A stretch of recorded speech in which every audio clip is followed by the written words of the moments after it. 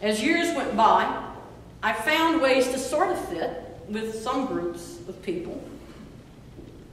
We all find ways to fit.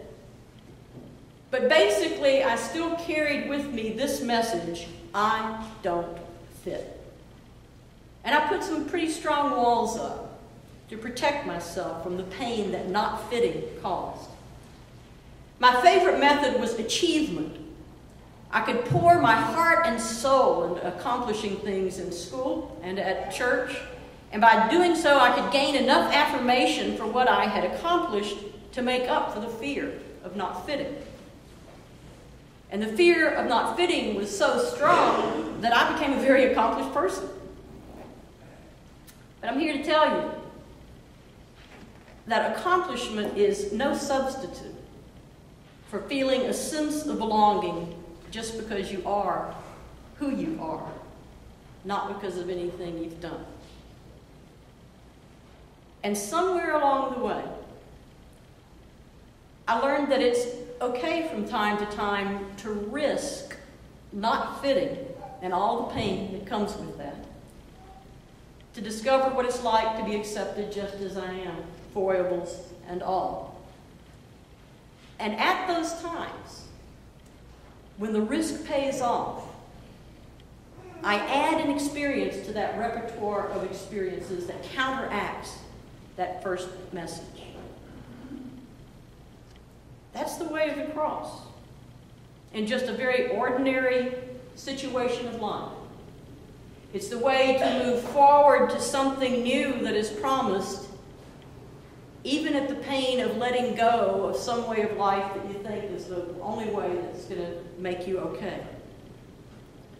Because you see, to risk it, I have to continually die to the feelings that I need to find a wall to sit on, or a corner to lean against, or some achievement to make sure that everybody knows I'm really okay.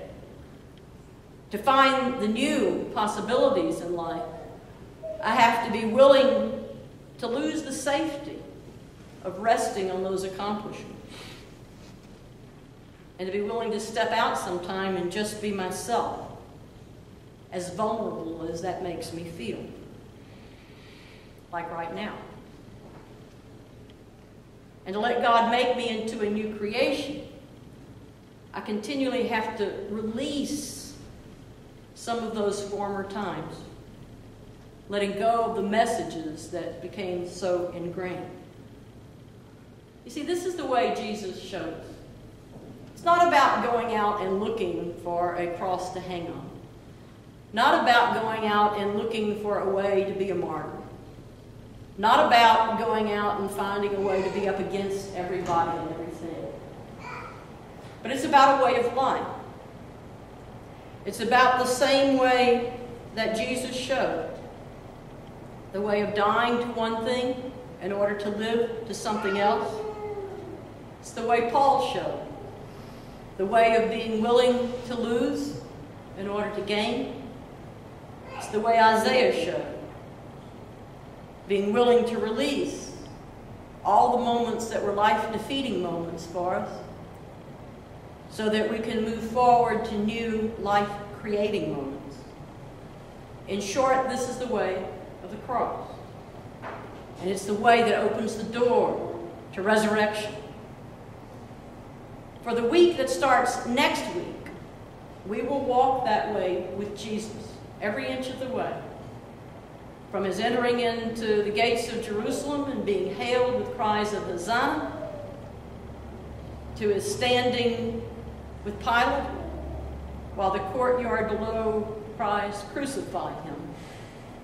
Next week, we will walk that way with Jesus.